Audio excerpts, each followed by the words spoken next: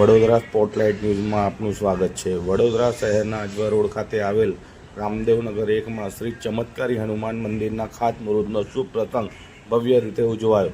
Shri ચમત્કારી Hanuman charitable trust દ્વારા આયોજિત આ ધાર્મિક કાર્યક્રમમાં વિધિવત પૂજા અર્ચના સાથે ખાતમુહૂર્ત કરવામાં આવ્યું। આ પ્રસંગે સુંદરકાંડના પાઠનું પણ આયોજન કરવામાં આવ્યું હતું, જેમાં મોટી સંખ્યામાં સ્થાનિક હનુમાન ભક્તોએ હાજરી આપી અને ભક્તિમય માહોલ સર્જાયો। જય શ્રી રામના જયઘોષ સાથે સમગ્ર વિસ્તાર ભક્તિ રસમાં તરબોતર બન્યો હતો।